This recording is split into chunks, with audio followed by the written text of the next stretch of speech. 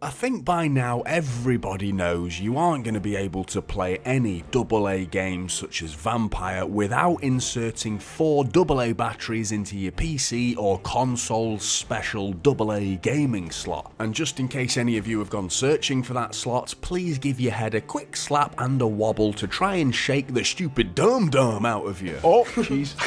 You got me. Hey, fellas, who's the goose?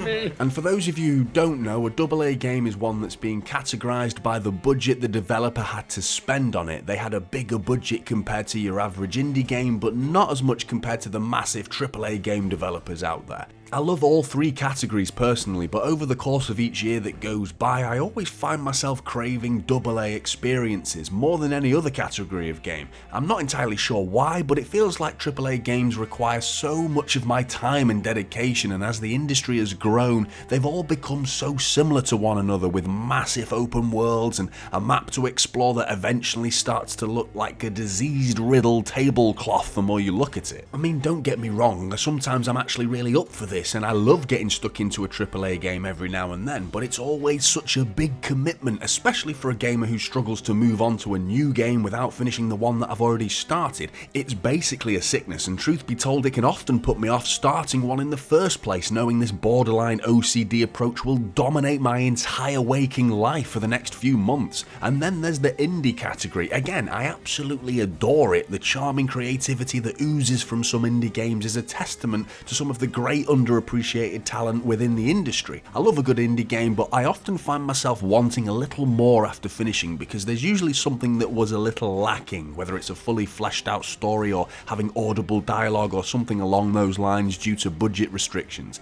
Most tend to sacrifice an area of the game to focus on other areas of the game, if you know what I mean.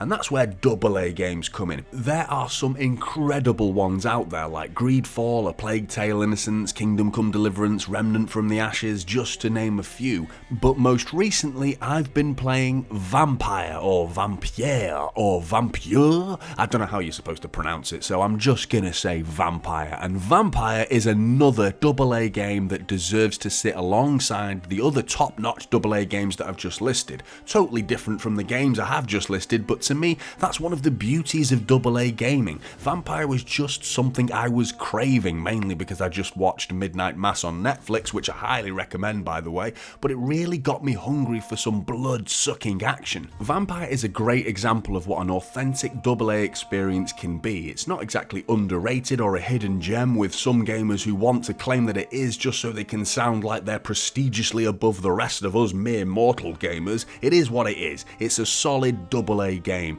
Developed by Don't Nod, Vampyr is a third-person action RPG set in London in 1918 and follows the story of Dr. Jonathan Reed, who's returned home from the First World War but finds himself waking up in a mass grave as a vampire. London's been ravaged by a plague, and Jonathan soon comes to realise he's not the only vampire in town, and in most areas he's a far from welcome presence in his own afterlife. The story really is captivating throughout as Jonathan looks for answers about himself and a potential cure for his new affliction or supernatural enhanced abilities, whichever way you want to look at it. I won't be spoiling much more than that though, because the story is certainly one of Vampyr's biggest selling points. There's something strangely calming about Jonathan's character. Even though he himself is completely uneasy with his new transformation, he quickly and with very little choice embraces life as a distinguished anemic humanoid leech man. His character has a constant conflicting mixture of utter perplexed confusion around becoming a vampire, whilst he is also alpha mailing the shit out of any other situations with his impressive knowledge of medicine and his confidence as a doctor. Vampyr is rife with characters and you'll be talking to them a lot. If dialogue heavy games aren't usually your thing, then Vampyr might not be for you. Please stop talking. There's still plenty of action and RPG systems at play as well, but they're all built around a network of districts throughout London and the citizens within them. Every NPC has a connection to at least one other NPC, and each will have their own range of dialogue options that affect theirs and your own outcomes. The voice acting is of a pretty decent standard throughout. Don't Nod is a French development studio, and with the game being set in the UK and me being from the UK myself, other countries' portrayals of the English accent are often hilariously over-exaggerated. What he believed to be igneous was in fact sedimentary. But in this case, the choice of voice actors were spot on, showcasing many subtle differences between regions and social classes within London. One area I felt was not executed that well was the unnatural flow to the conversations. This is never an easy thing to execute, mind you, when a game's dialogue is fed to the player with a line-by-line player choice to what to say next, but the organic flow of the conversation is still maintained reasonably well in games like Fallout and The Witcher,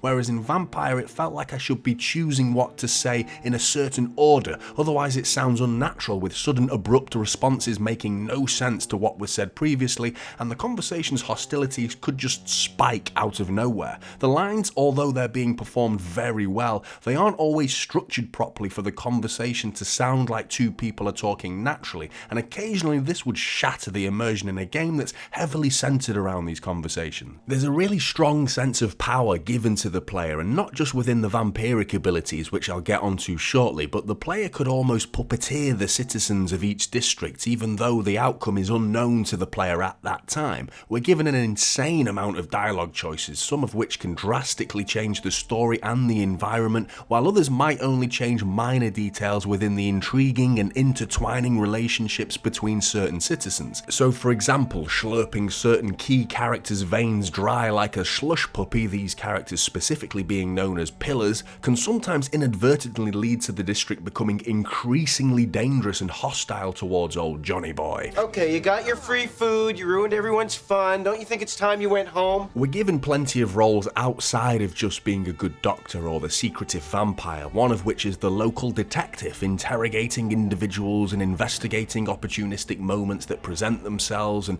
uncovering secrets, and as a result they open up more meaningful dialogue options with certain people, which in turn these will uncover their secrets, unlocking different outcomes on quests and rather unusually increasing the quality of their juicy and absolutely Moorish blood. A citizen's blood contains a delicious amount of XP for leveling up, and it's an enticement that begs the question, which role do you want to play? The instinctual vampire who can mesmerize his victims into a dark secluded corner of the world to feast on, which depends on whether you have a high enough mesmerizing level of course, or the good doctor who through the crafting system can create a variety of medicines to heal the different ailment of citizens that might be suffering. You can even choose to be selective, and that's one of my favourite aspects of Vampyr, the freedom I'm given to pick and choose who dies and who lives, with the character's backstory having a massive influence in the decision making. Vampyr really delivers on its promise of player choice, with plenty of decisions to be made that can impact the outcome of quests, whether you'll maximise the quality of a citizen's blood and the overall health of each district. As the story progresses, the district's health will be reflected by the environment, as more corpses and more enemies can be found, and the more the district plummets into a critical state. Even if you're a complete sadist, you could just go around feasting on every quest-giving NPC and quite literally suck all the fun out of the game for yourself if you're that way inclined, and your mesmerising level is high enough of course.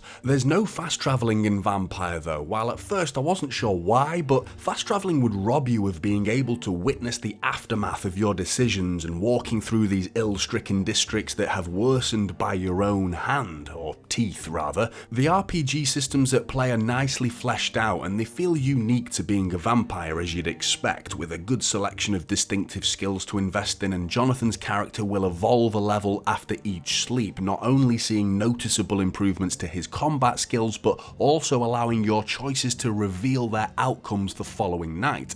There's a small crafting system for medicines to help others and yourself, as well as a wide range of one-handed and two-handed melee weapons to upgrade from a multitude of parts found from merchants, victims, corpses, and other sources of loot throughout London. In truth, the combat isn't the greatest, with familiar dodging and counter-attack mechanics that sadly feel as wooden as a stake to the heart. The more skills you unlock and the more enemy types you face, thankfully they do improve the base combat model to the point where it's more than just tolerable. It can actually be enjoyable at times, but the foundations of this combat are still basic at best. Enemies have strengths and weaknesses, with some being weaker against your shadow attacks or blood attacks, but your melee attacks can often feel much weaker in comparison. On the hardest setting, this is much more noticeable, meaning switching up your attack styles for certain enemies is vital. We've got the usual health and stamina bars to maintain, but the red bar that you can see is our blood level, which is a pretty cool and fun feature to the combat. The special attacks are the things that do real serious damage, but they take up blood, and the quickest way and least satisfying way to top up your blood bar is with a serum that you can craft, but these are limited. Successfully parrying an enemy with an offhand weapon or a firearm can open them up to a brutal bite of their neck doing damage, as well as quenching Jonathan's thirsty blood bar.